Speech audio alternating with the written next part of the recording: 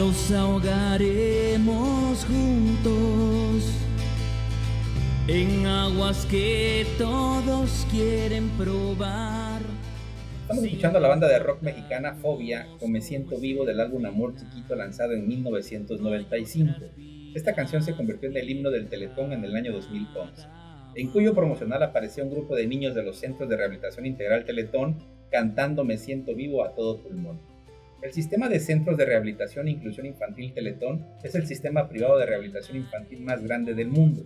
Los 22 centros que actualmente operan en toda la República Mexicana benefician a más de 26,000 personas al año, mediante servicios de rehabilitación que buscan promover el pleno desarrollo e inclusión a la sociedad de los niños, niñas y adolescentes atendidos. Bienvenidos, como cada sábado estamos en tu programa Pregúntale a tu médico a través de Radio Mina La Expresión en el 95.3 de FM. ¿Por qué hablamos de esto? Porque el día de hoy tenemos una invitada muy especial, especialista precisamente en medicina física y de la rehabilitación. Está con nosotros la doctora Daniela Fernández Carapia. Bienvenida, doctora. Muchas gracias. Y por supuesto el anfitrión del programa, el doctor Sergio Arnulfo Ávila Toledo. Doctor, buenos días. Buenos días, doctora Daniela. Bienvenida a este su programa, Pregúntale a tu médico. Para empezar, doctora, y adentrarnos en el tema, ¿nos podría decir qué es la medicina física y de la rehabilitación y cuál es su función? Claro que sí.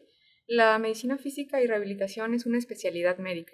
Está encargada de la prevención, el diagnóstico, la evaluación y el tratamiento de la discapacidad. Entiéndase como discapacidad una limitación en el movimiento o en la funcionalidad de alguna parte de nuestro cuerpo. Y su función es mejorar la calidad de vida. El paciente no tiene por qué vivir con dolor, no tiene por qué estar limitado en sus actividades.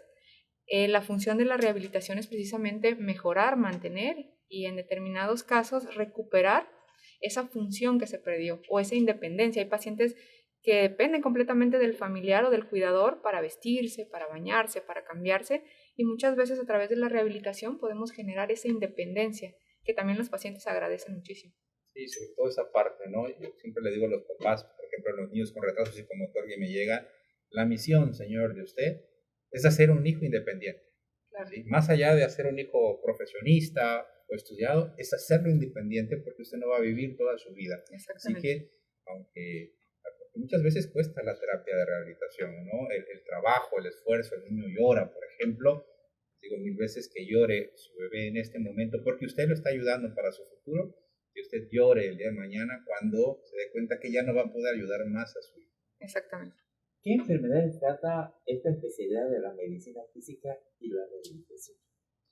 Trabajamos una amplia gama de enfermedades, todas las asociadas a dolor, desde problemas osteomusculares en donde duele la rodilla, se genera una fractura, un esguince. Trabajamos también con procesos neurológicos, eventos vasculares, parálisis facial, Parkinson. Trabajamos también con problemas ginecológicos, hay también terapias para personas embarazadas, para incontinencia urinaria, incontinencia fecal.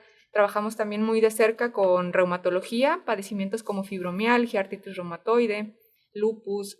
Trabajamos también con pediatría a través de la estimulación temprana, niños con parálisis cerebral. Entonces realmente abarcamos todas las enfermedades que presentan una limitación en el movimiento o que presentan dolor. Digo algo técnicamente, ¿qué es la incontinencia urinaria y qué es la incontinencia fecal? Para que el público que lo escucha esté enterado que puede recibir tratamiento ante estos padecimientos. Claro que sí, hay ocasiones en las que los pacientes por alguna enfermedad, a veces asociados a diabetes, pueden perder la capacidad para controlar, para hacer pipí, ¿no? A veces hacen un esfuerzo y tienen pequeñas fugas, tanto a nivel de pipí como a la hora de defecar, ¿no? No logran controlar, entonces eso también limita mucho su independencia, a veces su calidad de vida, no quieren salir porque vayan a tener un accidente. Entonces nosotros trabajamos mediante el fortalecimiento de los músculos a nivel de la pelvis para que puedan ellos mejorar. Hay casos en los que pues no podemos eliminar completamente, pero sí se pueden llegar a mejorar. O sea, va a depender mucho del grado de disfunción y de la patología. ¿Solo en adultos o también en niños? Normalmente en adultos lo trabajamos más, sí. Doctora, ¿existe un sinfín de especialistas o pseudoespecialistas? Claro. Pero para que quede claro para nuestros amables radioescuchas y gente que nos sigue a través de redes sociales, ¿cuál es la diferencia entre un especialista en medicina física y de la rehabilitación como usted un fisioterapeuta, un kinesiólogo y un quiropráctico. Okay. El especialista en rehabilitación también se conoce como fisiatra. Es un especialista que estudió medicina, completó la carrera de medicina y después estudió una especialidad médica. Esta especialidad médica es la especialidad de rehabilitación, que son 4 años posteriores al término de medicina. Él es el encargado de coordinar, dirigir y generar todo el equipo multidisciplinario de tratamiento, donde también interviene el fisioterapeuta. Pues una vez que el paciente es valorado por el médico especialista en rehabilitación, el fisioterapeuta, que es un licenciado en fisioterapia, estudió una carrera universitaria para poder ser fisioterapeuta, pero no necesariamente, más bien no estudió medicina, es el encargado de llevar a cabo el plan de tratamiento. Es el encargado de acompañar al paciente en todo el proceso también del ejercicio y de la rehabilitación. El kinesiólogo en otros países como Sudamérica se le conoce también al fisioterapeuta como kinesiólogo o como terapeuta físico, entonces prácticamente es un sinónimo. Y el quiropráctico pues realmente no es un profesional de la salud. En Estados Unidos sí hay como una carrera de quiropraxia, pero tienen que estudiar también bastantes años, ¿no? El problema aquí es que muchos se ponen títulos que realmente no tienen, ¿no? A veces vemos anuncios de personas que tallan, que soban, o que se dicen kinesiólogos cuando realmente no tienen la formación, no tienen la carrera de fisioterapia, no tienen la formación médica y no estudiaron nada. A veces nada más es heredado, ¿no? Si mi papá tallaba, pues ahora yo, y también me pongo el título, ¿no? Entonces tienen que tener mucho cuidado con el personal que se acercan a su rehabilitación. Entonces es muy importante, si visitamos a un quiropráctico o desean visitar un quiropráctico, pues ver el título, ver si realmente es una persona estudiada. A lo mejor pudo haber estudiado en el extranjero, ¿no? Pero claro, por eso es que nos piden a nosotros tener nuestros títulos colgados, nuestras certificaciones a la vista, ¿sí? O en la receta poner nuestras cédulas para que podamos checar, ¿no? Entonces es de mucha importancia, estimadas radioescuchas, que verifiquen que con la persona que están yendo sea una persona capacitada, porque si no, ponemos en riesgo la salud. En base a esa pregunta que formulaste, la pregunta anterior, va dirigida para usted, doctor. ¿Sí? Daniela.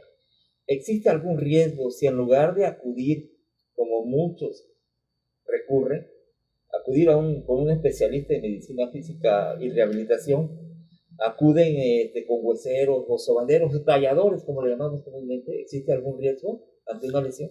Sí, claro que sí. Me ha tocado ver complicaciones de fracturas en las cuales la fractura se desplazó o se generó algo que se llama síndrome compartimental, en el que ya requirieron una cirugía cuando a veces el paciente pudo haber tenido un manejo conservador, aplicar un yeso o una férula, y se hacen lesiones nerviosas o lesiones un poquito más complicadas originadas por estos procedimientos. Aparte de que luego no se dan cuenta, me han tocado pacientes que llevaron 3 manipulaciones y como ya vieron que no se mejoraba, es cuando fueron al médico y se dieron cuenta de que pues, era una fractura y ya el paciente tiene 3 semanas. Entonces, pues obviamente el manejo es mucho más difícil y complicado. En esta parte me ha tocado muchas veces preguntarles o decirles que ¿por qué? Pues, ¿no? Porque tampoco les cobran barato, ¿eh? A veces cobran hasta más caro que el médico, es increíble. Sí. Pero la gente lo paga, la gente tiene confianza y la confianza mueve todo, ¿no? Y me dicen, sí, es que no voy al seguro, por ejemplo, porque yo escuché que a fulanita de tal le quedó la pierna chueca, ¿no? Uh-huh. Imagínense, si con especialistas, teniendo todos los estudios, gente que estudió muchos años y tienen todos los recursos, puede existir complicaciones o pueden las cosas no salir bien teniendo todos los recursos. Ahora imagínense cuando no se tiene nada. Obviamente la cantidad de efectos secundarios, de cosas que van a quedar mal, son muchísimas más que esa una de la que se están basando para no ir a una institución, ¿no? El margen de error va a ser muy pequeño a nivel hospitalario, a diferencia de, o con médicos, pues, a diferencia de con gente empírica, ¿no? Sobre todo cuando sucede en niños. Aquí, pues bueno, un adulto tiene la capacidad de decidir, voy con quien yo quiero, pero cuando llevan a los niños con ese tipo de personas no preparadas, me tocó ver un niño con una amputación, porque se dieron un manejo obviamente mal, equivocado, se complicó, se infectó y terminó con una amputación. La calidad de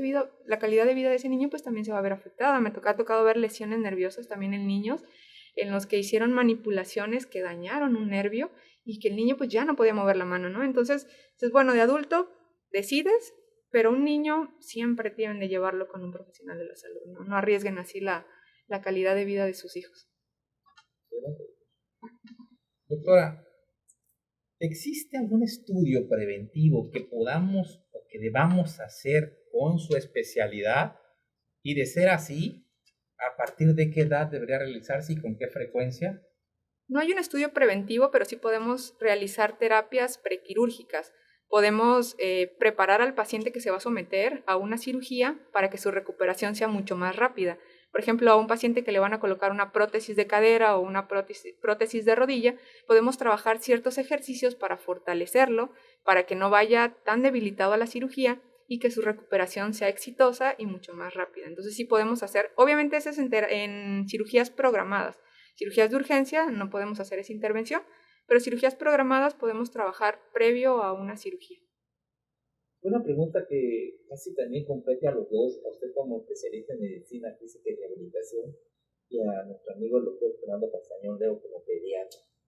¿Cuáles son los datos de alarma en el desarrollo psicomotor que nos pueden, en este caso, indicar que se requiere la valoración del especialista en medicina física y la rehabilitación? Porque muchas veces son derivados por el pediatra, claro, en el caso de los niños. Claro, nosotros podemos intervenir desde el inicio. Si algún niño presentó algún factor de riesgo al nacimiento, es decir, no respiró bien al nacer, fue prematuro, bajo peso al nacimiento, estuvo hospitalizado, todos esos factores pueden desencadenar un daño que podemos detectarlo desde que está en etapas tempranas, sin necesidad de esperarnos a que se retrase en su desarrollo.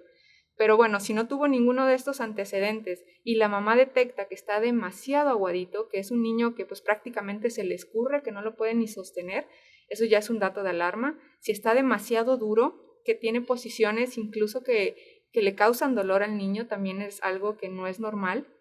Y hay ya parámetros establecidos, por ejemplo, a los 3-4 meses deben empezar a controlar el cuello, a los 6 meses, 7 meses ya se tienen que empezar a sentar, después viene una etapa de gateo, después viene la etapa en la que se paran y caminan, al año y un poquito después del año ya tienen que empezar a pararse y a caminar. Entonces, si notan que no realiza esas actividades en el tiempo establecido, pues es mejor que vayan a una valoración, que se detecten si hay algún factor de riesgo, porque obviamente no podemos evaluar igual a un niño de término que a un niño prematuro. Los niños prematuros se evalúan de forma diferente, no podemos establecer los mismos parámetros de desarrollo que un niño que completó sus semanas.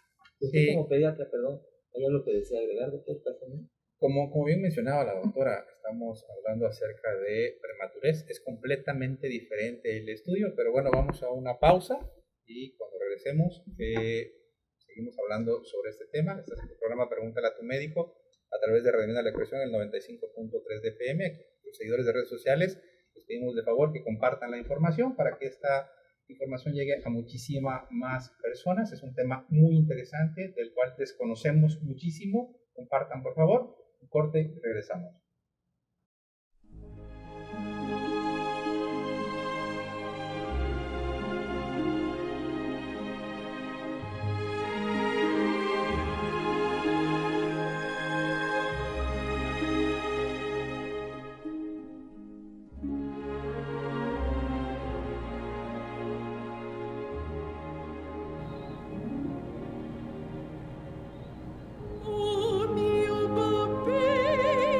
Escuchando Mio Bambino Caro, interpretada por Alfina Fresta, una joven italiana de 29 años de edad que sufre de un tipo de parálisis cerebral llamada tetrapresia distónica espástica, en la cual la persona no puede relajar los músculos de su cuerpo y se le dificulta la movilidad de las extremidades, uno de los padecimientos que más necesitan de la medicina física y de la rehabilitación.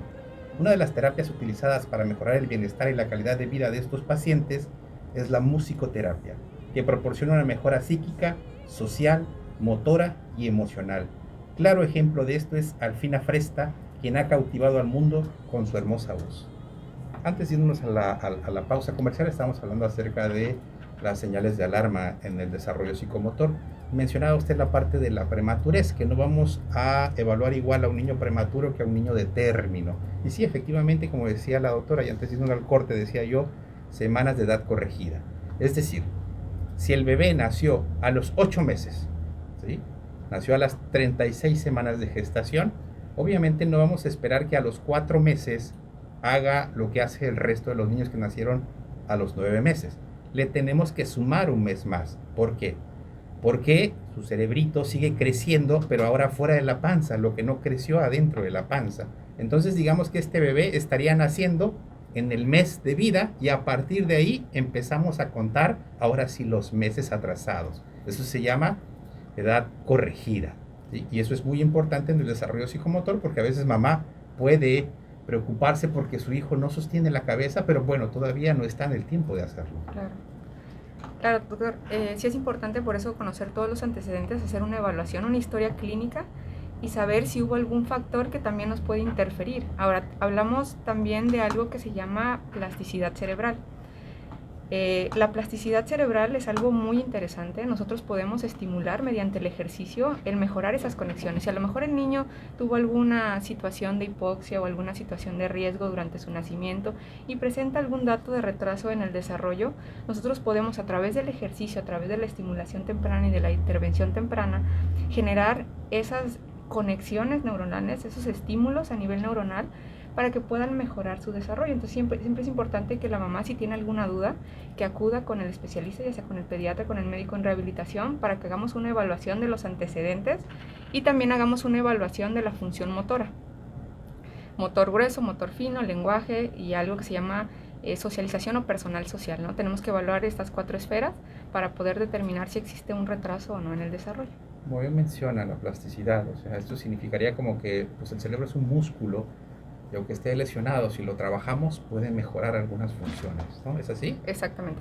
Sí, aquí la importancia, sobre todo si su bebé, señora, usted supo que su bebé sufrió al nacer, no respiró, no lloró al nacer, hubo que darle ventilación, los doctores tuvieron que darle algunas maniobras para que el bebé respirara, nació todo morado y tardó en llorar o lo llevaron y le tuvieron que poner un tubito o estuvo hospitalizado, intubado, ellos tienen un alto riesgo de padecer secuelas y por lo tanto necesitan la mano de medicina física de la rehabilitación y eso puede marcar mucha diferencia en el futuro de ese bebé. Doctora Daniela Fernández Carato, Dígame. especialista en medicina física y rehabilitación. ¿Cuál es su función en estos pacientes que sufren de desarrollo psicomotor? Ok, si presentan un retraso en el desarrollo, nosotros lo que hacemos es establecer objetivos, ¿no? Si un niño, supongamos que un niño tiene ya 8 meses y no controla la cabeza, no podemos irnos a una etapa en la que la mamá quisiera que caminara si todavía no hay un control del cuello. Entonces sí tenemos que establecer objetivos. Cada niño es diferente, cada niño lo tenemos que evaluar de forma individual, establecer objetivos en base al desarrollo. Tenemos que hacer una programación del tratamiento de acuerdo a las fases en donde él está trazado y a partir de ahí trabajar.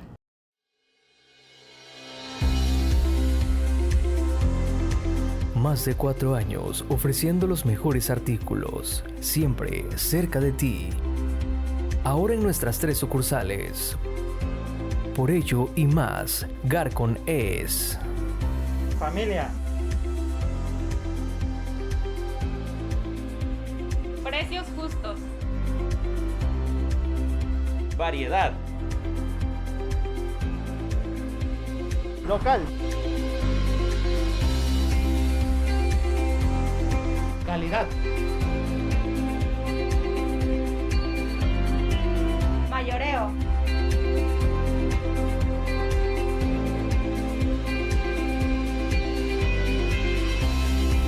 Menudeo.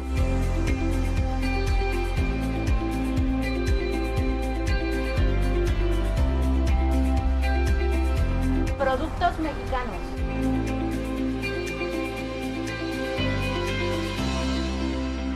Te agradecemos por seguir confiando en nosotros. Ven y encuentra lo ideal para tu hogar, industria y oficina.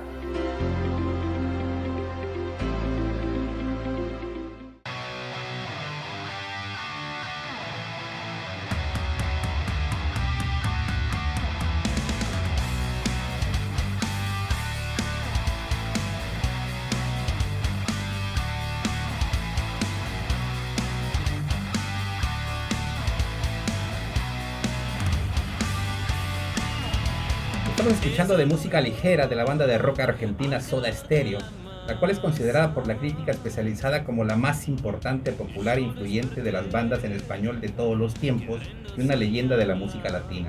En la noche del 15 de mayo de 2010, Gustavo Cerati, quien fuera líder de la banda, tuvo una isquemia cerebral tras el concierto en el auditorio de la Universidad Simón Bolívar en Caracas, Venezuela, y ya internado en el Centro Médico Docente La Trinidad, sufrió un accidente cerebrovascular que lo dejó en coma. Durante sus 4 años de hospitalización hasta su deceso en septiembre de 2014, Cerati recibió terapia de movilización kinesióloga pasiva y estimulación permanente en las áreas de terapia ocupacional y musicoterapia.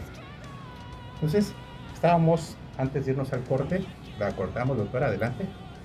Sí, le decía que hay que establecer un programa personalizado en base a objetivos del desarrollo y también de acuerdo a lo que el niño presenta en el retraso. Entonces es muy individualizado.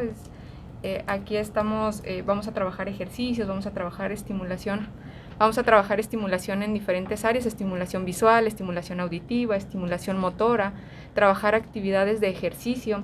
Hay un tipo de terapia que se llama estimulación multisensorial, son cuartos oscuros que los trabajan mucho en el Teletón, en donde hay diferentes sonidos, diferentes luces, diferentes aromas, diferentes texturas, y eso ayuda mucho al niño con algún retraso en el desarrollo también a potencializar todo lo que nosotros queremos lograr. Siguiendo con este tema en relación a la terapia de la rehabilitación, que es muy importante conocer, comentaba el doctor Castañón, que los invitados que acuden a esta empresa es para el fin de fomentar la cultura médica, saber que es un especialista en determinada rama de la medicina que pocos conocen, claro, y enfocarlos en eso, que no haya tantas complicaciones. Tenemos un niño con secuelas, que no camina, que está muy flácido o muy aguadito, o que parece muñeco de trapo, o todo lo contrario, como dijo la doctora, muy rígido. Pues la doctora, ella es la especialista que se encarga de darle esa rehabilitación previo estudio con el neurólogo pediatra o el pediatra que lo deriva a ella. Nosotros los médicos, incluso generales o especialistas, debemos saber derivar a tiempo esta situación. Como también en el caso de la parálisis cerebral infantil, ¿qué es lo que realizan ustedes ante esta situación de un niño con este problema de parálisis cerebral infantil? Lo comentaba el doctor al inicio, cuando pasó creo que en el corte anterior que había la música, sí, que había una cantante que tenía parálisis cerebral. Entonces hay muchas variantes de parálisis cerebral, hay parálisis muy severas en las que no nada más se afecta el movimiento, también se afecta a veces el intelecto, el lenguaje, incluso la capacidad de comer del niño. En esos casos, pues bueno, el objetivo es tratar de mejorar la calidad de vida del paciente, evitar que se generen deformidades, evitar que se generen úlceras, tratar de facilitar también a los familiares el cuidado, la higiene. Hay otras parálisis cerebrales que no afectan todas las extremidades, hay parálisis cerebrales que nada más afectan un lado del cuerpo, se le conocen como hemiparesias.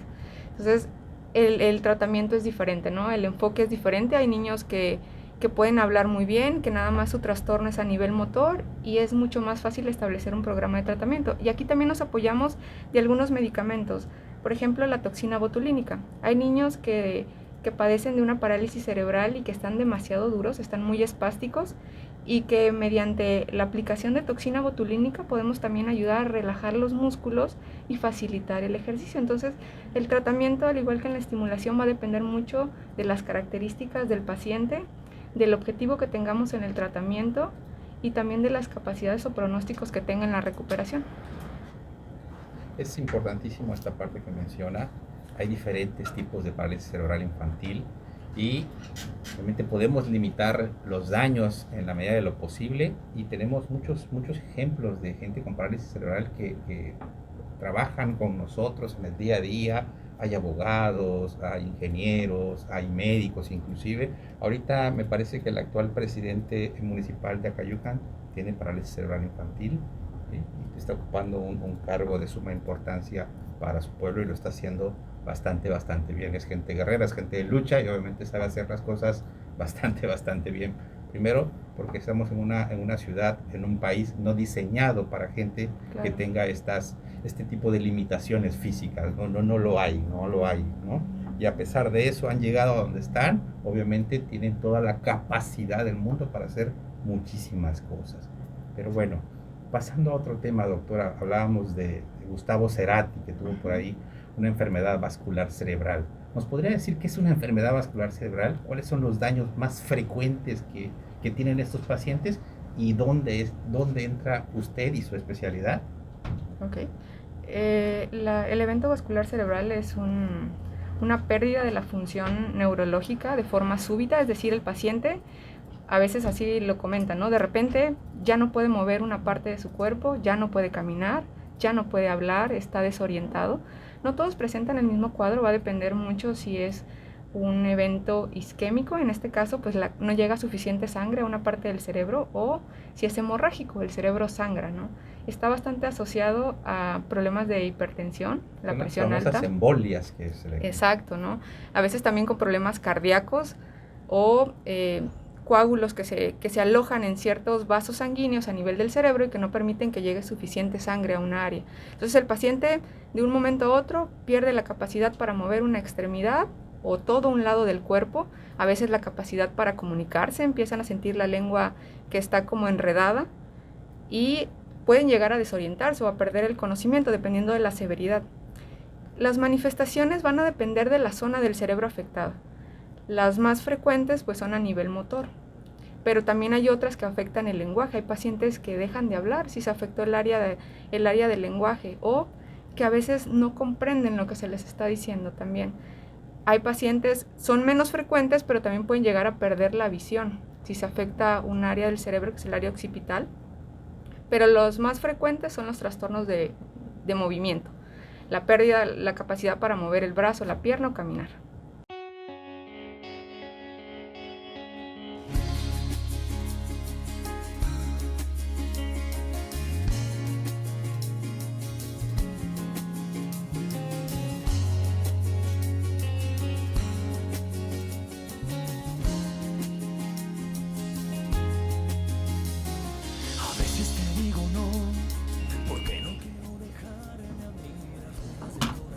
Escuchamos al potrillo Alejandro Fernández con el sencillo Me hace tanto bien del álbum Dos Mundos, lanzado en el año 2009.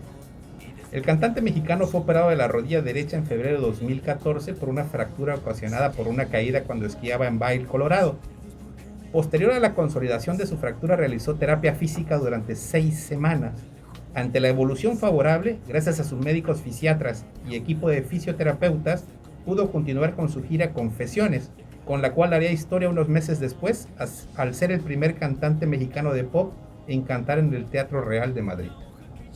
Doctor, en relación a esto que acaba de mencionar el doctor Castañón, y enfocado sobre todo a su especialidad, claro, ¿en qué tipos de fracturas actúa la medicina física y rehabilitación, tanto en la rehabilitación y en el tratamiento? Trabajamos en todo tipo de fracturas, ya sea las que tuvieron manejo conservador, en este caso utilizaron férula, yeso, o también las que requirieron un material especial, que ingresaron a cirugía. Entonces todas las fracturas que posterior al retiro de la inmovilización o posterior al tiempo en el que el hueso pegó, tienen pérdida de la movilidad de la extremidad, o tienen dolor, o tienen pérdida de la función, nosotros ahí intervenimos. Realmente abarcamos todo tipo de fracturas. Quemaduras, doctora. ¿Sí? Pacientes con quemadura, ¿requieren la valoración de su especialidad y tratamiento por su especialidad? Sí, también trabajamos con pacientes quemados. En este caso, la rehabilitación interviene en los pacientes que tuvieron o se sometieron a un injerto o a un colgajo, en el cual la quemadura pues, fue una quemadura profunda, una quemadura que dejó cicatrices, o que en ocasiones está generando una limitación. Hay quemaduras que fueron a nivel del codo, a nivel de la rodilla, y que al cicatrizar esa cicatriz hace una retracción, es decir, se pone demasiado dura, se encoge el tejido y no permite un estiramiento adecuado de la extremidad. Entonces nosotros intervenimos. A veces hay hospitales en donde hay un médico en rehabilitación que entra junto con el cirujano plástico y coloca férulas desde el inicio, posicionales, y le da todo un manejo una vez que el injerto, que el colgajo ya está seguro, que ya también no es riesgo el movilizarlo, y empieza un manejo inmediato. Hay ocasiones en las que, pues bueno, no se da ese manejo posquirúrgico inmediato, pero también se puede derivar al servicio en consulta externa y trabajar para que esa cicatriz que quedó gruesa, que quedó dura, se pueda disminuir, pueda mejorar la movilidad y también la calidad de vida del paciente. Los pacientes con dolor crónico requieren del apoyo del médico en medicina física y rehabilitación. Sí. En este caso es un manejo en conjunto. Muchos pacientes con dolor crónico a veces son derivados de reumatología, ya tienen un manejo con el reumatólogo y nosotros trabajamos también en el control del dolor, pero de otra manera nos apoyamos de medios físicos, en este caso calor. Podemos utilizar también otras herramientas que tenemos a nuestra disposición, como puede ser un tipo de corriente eléctrica, no es la clásica, o sea, a veces la gente se asusta de que es toques, no, pero es un tipo de corriente ya especial que trabaja sobre fibras del dolor y nos ayuda a que el paciente sienta menos molestia. Y no nos quedamos nada más ahí, trabajamos en el movimiento. Se ha visto que el ejercicio, en la mayoría de los artículos, nos mencionan que el ejercicio tiene un efecto analgésico, ayuda a quitar el dolor. Entonces, claro que sí, nosotros trabajamos con pacientes que tienen dolor crónico, pero siempre asociados a un manejo en conjunto. En este caso el especialista, que sería el reumatólogo, y ustedes. Hay un traumatólogo, sí, traumatólogo, traumatología o reumatología o alguna otra especialidad que también nos pueda derivar. Hay otros hospitales en donde también hay medicina del dolor y se conjunta todo, ¿no? Entonces, el área del dolor más rehabilitación, más los especialistas que están involucrados con el paciente. Es un equipo multidisciplinario. Pero bueno, supongo que quien nos escucha y tiene dolor crónico y ha visitado miles de personas, miles de médicos, claro, puede llegar, ¿no? Con claro que sí, claro que sí. Y nosotros, si detectamos algo, también podemos hacer la derivación, o sea, no necesariamente... Puede ser al revés, claro ¿no? que sí, o sea, pueden llegar, si vemos algo anormal, podemos hacer la derivación también. Doctora, ¿hay algún tipo de auxiliares de diagnóstico, es decir, estudios que puedan orientar, que se hagan y puedan orientar a ustedes en su especialidad sobre los tratamientos a seguir? Sí, podemos también, o sea, analizamos radiografías. Hay pacientes que también les solicitamos radiografías, ultrasonidos también. En este caso, pues ultrasonidos a nivel muscular o a nivel articular son los que nosotros evaluamos, resonancias magnéticas, tomografías. Hay estudios, por ejemplo, en pacientes muy específicos que se llaman urodinamias, en las que evaluamos la función de la vejiga. Entonces, los hace otro especialista, nosotros los tomamos en cuenta también para prescribir el tratamiento. Utilizan mucho la electromiografía. ¿A qué se refiere esto? La electromiografía es un estudio neurofisiológico, es decir, evalúa el nervio y el músculo. Y nos sirve para el complemento, es un estudio auxiliar también de diagnóstico. Bueno, ¿es incómodo? Es incómodo, sí es incómodo. Se realiza en niños, o sea, es incómodo pero tolerable. Obviamente va a depender del umbral del dolor de cada persona, pero si es incómodo se utiliza una aguja especial, tiene un electrodo dentro de la aguja que transmite una señal. Nosotros al insertar la aguja evaluamos el músculo. Hay enfermedades en las que el músculo está afectado, entonces nosotros mediante esa aguja, mediante ese electrodo podemos detectar todas esas anormalidades a nivel muscular. Pero pues no deja de ser una aguja, no deja de ser un piquete, y no nada más se hace en un músculo, a veces se hace en varios músculos y puede ser desde cara, brazos, piernas, espalda. ¿En qué tipo de pacientes, doctora? Podemos ayudar a complementar el diagnóstico en muchas patologías. Aquí lo mismo, tiene que venir, o sea, no es de que el paciente diga, me quiero hacer una electromiografía. Me hace un ultrasonido, ¿no? Sí, es que voy a ver al doctor. Sí, no es así. Tiene que ser un protocolo de estudio, ¿no?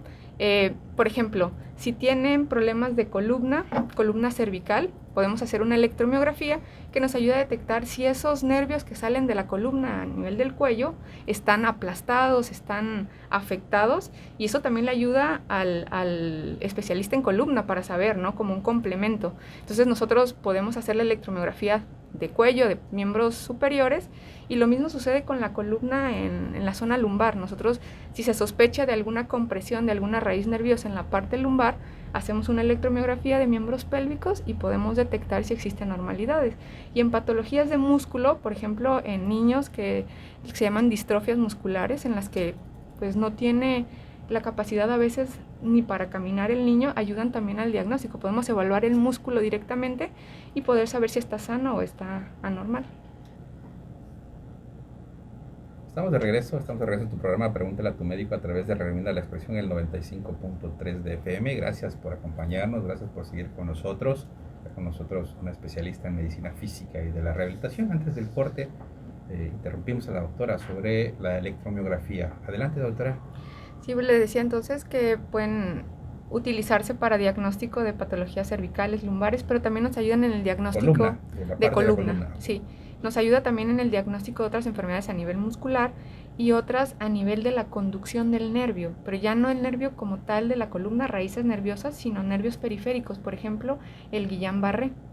Es una enfermedad que a veces es bastante frecuente, hay como épocas en las que de repente se despunta, y la electromiografía es parte importante del diagnóstico de Guillain-Barré. Entonces hacemos las neuroconducciones, evaluamos qué tanto conduce el nervio. En este caso, en la enfermedad del Guillain-Barré, prácticamente la conducción está muy lenta, muy afectada, y nos sirve también para la detección de...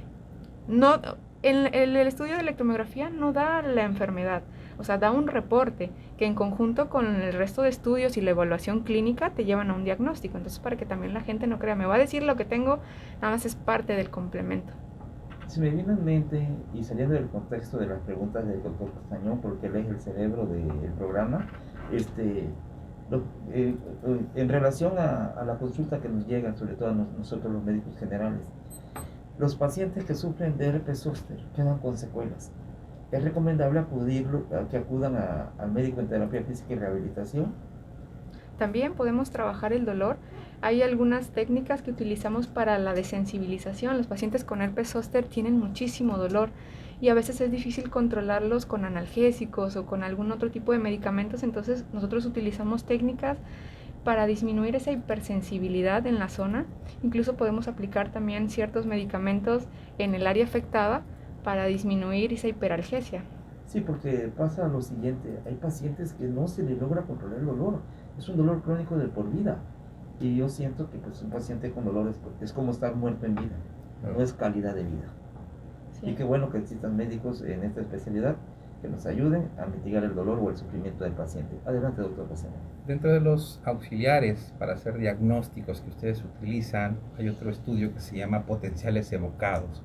¿Qué son los potenciales evocados y en qué pacientes deben realizarse?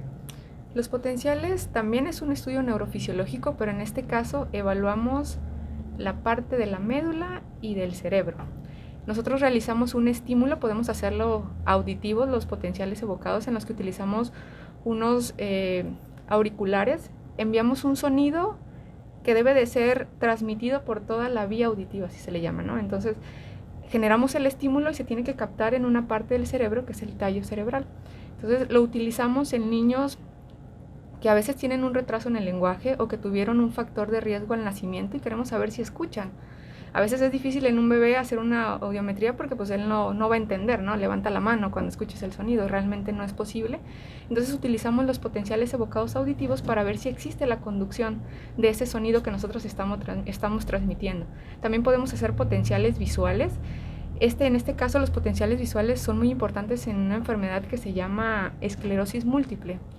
Hay algo que se llama neuromielitis óptica, en la cual la enfermedad afecta al nervio óptico. El paciente deja de ver o pierde su agudeza visual. Lo que hacemos con los potenciales es enviar una señal luminosa y captarla también en el área del cerebro que se encarga de transformar toda esa imagen, ¿no? Entonces nosotros evaluamos toda la vía y vemos si realmente se está transmitiendo como se debe de transmitir o si está completamente ausente. Y hay otros potenciales que se llaman somatosensoriales, en los que evaluamos la médula, la conducción de una parte de la médula, y evaluamos también corteza cerebral. Entonces tenemos la posibilidad de generar un estímulo externo, ya sea auditivo, visual o sensorial, y captarlo en diferentes áreas del cerebro. O sea, es decir, ustedes mandan el estímulo y ven si efectivamente ese estímulo pasa por la carretera que hace que llegue al cerebro, que nos daría la orden de hacer la cosa, o sea, ver si no hay ninguna interrupción en ese estímulo. Si no hay ningún bloqueo. Y también sucede eso, ¿no? Si se transmite completamente o si llega retrasado, porque a veces se transmite, pero el tiempo en donde deberían ya están establecidos. El tiempo en el que se te debería de presentar ese estímulo está demasiado prolongado, demasiado retrasado. Entonces también es lo que detectamos, si está presente, si está alterado o si se forma en la forma en la que debería de presentarse ese estímulo. Pero esos estudios se pueden realizar en la región. Claro que sí, los realizábamos en el DIF, pero también los realizo en forma privada. Ahorita el DIF pues está cerrado, el DIF de Cuatza, pero se pueden realizar ahí está el equipo para poderlos realizarlos, y también de forma privada los realizo. ¿Dónde podríamos encontrarla en el dado caso que alguno de nuestros radioescuchas o usuarios de redes sociales estén interesados en hacer y a lo mejor tienen tratamientos atrasados porque no han podido establecer un diagnóstico porque les falta estos auxiliares? ¿Dónde la encontramos para hacer este tipo de estudios o la valoración, obviamente? Estoy ubicada en la ciudad de Coatzacoalcos, en la calle Matamoros 302, entre Hidalgo y Malpica. Está cerca del Mercado Morelos. Como referencia está la Escuela Margarito Olivo Lara y ahí está frente a la escuela el consultorio. ¿Un teléfono? Sí. No se lo sabe. No me lo No sé. se pide citas usted solita. Déjeme. No se preocupe, después del corte nos los da. Vamos a un corte comercial, son las 12 del día. Estás en tu programa Pregúntale a tu médico a través de Radio Mina La Expresión en el 95.3 de FM. Estamos de regreso, escuchamos de fondo la canción Me Siento Vivo, que fue el himno del Teletón en el año 2011, un video por demás interesante. Si tienen la oportunidad de verlo, búsquenlo. Teletón 2011, el himno. Es un grupo de niños con cáncer, ciegos, con parálisis cerebral infantil, inclusive hay algunos con síndrome de Down, cantando esta canción, valga la redundancia, y cambia por completo el significado de esta canción, el sentirse vivo, ¿no? Estos niños que luchan día a día por ser aceptados, seguimos siendo una población no incluyente, que luchan día a día por sobrevivir en una ciudad no diseñada, por ser incluidos en escuelas no diseñadas para ellos, en trabajos no diseñados para ellos. De verdad que es un video bastante motivacional. Véanlo, y eso cambia mucho el significado de la canción y cambia mucho la perspectiva que tenemos sobre estos niños. La gran mayoría de gente siempre dice, pobrecitos, no, pobrecitos nosotros, que teniendo todas las capacidades intelectuales y físicas, no hagamos lo que la gran mayoría de esos niños hacen, ¿no? O de esas personas hacen. Mis respetos a tus palabras, doctor Castaño. Bueno, sí, la verdad que es lamentable, pero es la realidad de nuestro país, desafortunadamente, ¿no? Doctora, quedamos pendiente con los números, ¿dónde podemos encontrarla? A ver, ahí está. La voz oficial. Adelante, doctora. Antes de continuar, quiero enviar un saludo cordial y sincero a nuestra directora general, la licenciada María Luisa Bravo Ortiz. Allá en la Ciudad de México siempre está en sintonía con esta empresa radiofónica por todas las facilidades que nos da. Una empresaria muy visionaria que ha hecho de este programa Siga al Pie desde hace más de 35 años. Gracias por la confianza y gracias por el espacio que nos brinda a través de las ondas hercianas, que pocas emisoras de radio tienen esto y que nos sentimos orgullosos. Fomentar la cultura médica a la población, no solo a nuestros compañeros médicos, hay albañiles, hay carpinteros, nuestros amigos del transporte público, nuestros amigos comerciantes, las hermosas amas de casa y todo el público que nos escucha. Gracias, licenciada María Luisa, por todas las facilidades que nos brinda y la confianza. Pues bien, la doctora Daniela Fernández Carapio, ella es médico especialista en medicina física y rehabilitación. Ya escucharon todos los temas que trata, todas las enfermedades o patologías como les llamamos.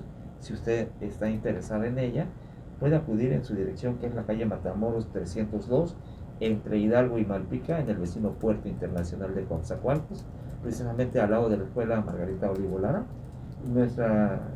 Para la atención a sus pacientes, en sus citas, pueden llamar a los siguientes teléfonos, que es el 921-163-7303, repito, 921-163-7303, y el 921-225-9198, donde las atenderán de forma eficiente. Adelante, doctor Castañón. Bueno, estábamos hablando acerca de los estudios que afortunadamente en la región contamos pues prácticamente con ellos, ¿no? Bueno, nos ayudan a hacer buenos diagnósticos, nos ayudan a hacer o planear mejores tratamientos, ¿no? Doctora, ¿todas las terapias de rehabilitación son iguales? No, doctor, para nada. El tratamiento debe ser personalizado y también es donde los pacientes tienen que darse cuenta de que no es lo mismo que ellos busquen su diagnóstico, que vean a lo mejor algún video en internet y que hagan el ejercicio, ¿no? O que aquí su vecina, su familiar le dice, es que me pasó exactamente lo mismo y yo hice esto y tú haces esto, ¿no? Y a veces los pacientes necesitan otras cosas, o sea, sus condiciones son muy diferentes y el tratamiento debe de ser personalizado. El paciente tiene que ser valorado, tiene que establecer sus pronósticos de tratamiento, tiene que establecer sus objetivos de tratamiento y precisamente la terapia va enfocada a todo eso. El tratamiento es totalmente personalizado. Doctora, algo muy importante. ¿Las bandas kinesiológicas tienen alguna función? ¿Son efectivas? Tienen la función de soporte, dar un soporte y dar estabilidad, pero obviamente no es lo mismo que un yeso. Si un paciente tiene una fractura, él tiene que ir con el traumatólogo. Y también no tienen medicamento, son nada más un apoyo, pero si solamente nos aplicamos una banda y no completamos un proceso de rehabilitación, realmente no vamos a tener la efectividad que se busca. Hay pacientes que ya los consiguen en el supermercado, que los consiguen en las tiendas deportivas y ellos solitos se los ponen. Claro que la banda tiene una tensión. Si no colocas la tensión adecuada, incluso puede generar molestias. O sea, el paciente puede llegar a sentir dolor por una mala colocación de la banda. Y lejos de ayudar, pues generamos mayor incomodidad. Entonces, la función de la banda es dar soporte y corregir a lo mejor algunas posiciones que necesitamos, pero siempre acompañado de un programa de rehabilitación. Una pregunta que... Me reí porque en alguna ocasión un papá llegó al consultorio y parecía tigre, pues, ¿no? De todas las bandas que traían todo el cuerpo. Y pues le pregunté, ¿no? Sí. Me llamó la atención. Digo, ¿qué pasó, señor? No, dice, doctor, es que tengo un dolor de espalda impresionante y de cuello. Y luego, no, me dijeron que estas bandas son bien buenas. Dice, yo he visto que se las ponen los futbolistas y rapidito andan ahí corriendo. Y pues me las compré, dice, pero había suficiente para todas las partes del cuello.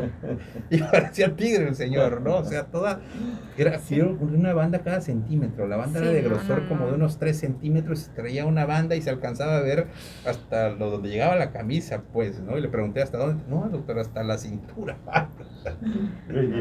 Pobrecito. El pobre señor. Ahora bien, algo quizá en casita se estén formulando o ahí en el centro de trabajo o en el medio de transporte. Y es que esto nos pasa y nos preguntamos, ¿qué es más efectivo ante una lesión muscular? ¿El frío o el calor? Si estamos en las primeras 72 horas, es decir, me acabo de caer y quiero aplicarme algo, el frío. Las primeras 72 horas, el frío nos va a ayudar a disminuir el proceso inflamatorio. ¿Directo? Sí, pueden cubrirlo para que no vaya a quemar la zona de la piel y pueden estarlo retirando cuando ya sientan un entumecimiento de la zona. Entonces pueden dejarlo 1 minuto, dependiendo de la tolerancia que tengan, retirarlo, volverlo a colocar y estar haciéndolo en repetidas ocasiones durante el día. Entonces los primeros 3 días hay que aplicarse frío ante una lesión.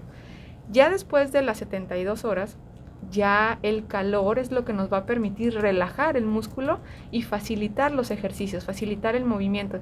Ya en terapia, la mayoría de los pacientes no llegan en una etapa aguda, ya llegan en una etapa en la que ya fueron varios días, ya recibieron otro tipo de tratamiento. Entonces ahí manejamos principalmente el calor.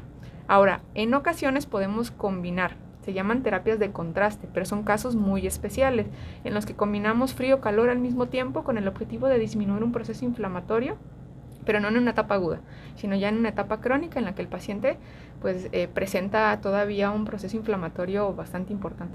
Sí, lo vemos en los deportistas, ¿no? Generalmente es frío inicialmente, hielo, ¿no? Los boxeadores, por ejemplo, esa magia que vemos, ¿no? O sea, terminan con un moretón, un ojo todo hinchado, se van al descanso y vemos que le pasan como una plaquita y de repente termina y sale otra vez a pelear y ya no tiene esa hinchazón.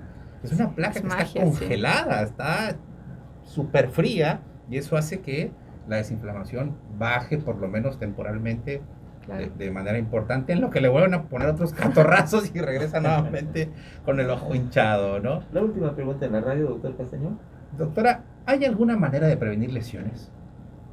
Aquí pues es importante dependiendo del paciente, porque en este caso si son deportistas de fin de semana, bueno, así se le conocen en el medio, de que nunca han hecho ejercicio y el día que a lo mejor hay reunión familiar, si quieren jugar fútbol, pues ese día se lastiman, ¿no? Porque obviamente no tienen una preparación del músculo, de las articulaciones, su cuerpo no está preparado para todo el ejercicio que van a realizar. Entonces, siempre que quieran iniciar una actividad deportiva, deben de prepararse, ¿no? Trabajar primero calentamiento, estiramiento, empezar de forma moderada. Hay pacientes que dicen, hoy quiero iniciar mi vida saludable y me voy a correr 4 kilómetros, ¿no? Terminan con una fascitis plantar, terminan con dolor en tobillo, dolor en rodillas, porque empezaron con un excesivo ejercicio. Entonces aquí lo más importante para prevenir lesiones es una preparación y mantenerse en el ejercicio. No hay que tenerle miedo al ejercicio. Eso es algo que sí quiero que la población se quite ese temor o ese mito de que el ejercicio es malo. El ejercicio lo podemos aplicar en cualquier persona, incluso operados del cerebro, o sea, pacientes de neurocirugía, pacientes cardíacos, pacientes renales, pacientes diabéticos, pacientes con cualquier enfermedad. El ejercicio se puede adaptar siempre y cuando sea prescrito también por un profesional. Pero entonces el ejercicio no es malo, nos ayuda a prevenir lesiones. Siempre que quieran empezar con una actividad deportiva es bueno, pero prepararse antes. Ya para finalizar en la radio, ¿algún mensaje que quiera lanzar al público radio escucha y a nuestros amigos cibernautas? Sí, claro que sí, que siempre se acerquen a un profesional de salud, que no se confíen a veces de lo que ven en redes sociales, que se ostentan con algunos títulos que a veces ni siquiera pues se comprueban, ¿no? Que no se sometan también a tratamientos que no están comprobados. Me han tocado pacientes que pues les manejan a veces unos medicamentos que ni siquiera saben de dónde vienen, entonces que siempre se acerquen a un profesional de la salud, que siempre acudan con un especialista y que las dudas que tengan pues se resuelvan ahí, ¿no? Que no se confíen del tratamiento del vecino. Pues muchísimas gracias a todos por el favor de su atención, gracias por estar con nosotros aquí como cada sábado. Muchísimas gracias, doctora, por aceptar la invitación. Excelente fin de semana. Nos despedimos a nombre de nuestros compañeros Ulises Medina Toledo, estuvo ausente en este programa, doctor Fernando Castañón Leo, el último de sus amigos, el doctor Sergio Arnulfo Ávila Toledo. Le damos gracias y agradecemos infinitamente el soporte técnico allá en cabina de controles, a los licenciados Lemuel Jonathan Paredes Ríos, al nuestro jefe de producción, el licenciado Héctor Yorán Ercilia Hernández, a la administradora de esta empresa radiofónica, la señora Isabel Velázquez López, en el soporte técnico en las cámaras de Minamérica, al ingeniero Ernesto Castañeda Hernández. Gracias, ingeniero. A la doctora que nos ilustró en este tema tan emocionante como es la medicina física y la rehabilitación, la doctora Daniela Fernández Carapio, que está ubicada a su consulta en el vecino puerto de Coatzacoalcos, en las calles de Matamoros 302, entre Hidalgo y Malpica, allí al lado de la escuela Margarito Olivo Lara, y su línea telefónica para consultas es 921-163-7303 y 921-225-9198. Esperemos que no sea la primera, esperemos que haya más visitas aquí a este estudio, porque hay muchos temas muy importantes que la población ha de estar ávida en conocer. Con gusto, cuando lo necesiten. Gracias, doctora. Nos despedimos, son las 12:16. Si Dios nos lo permite, nos vemos la próxima semana en una edición más de Pregúntale a tu médico. Buenas tardes.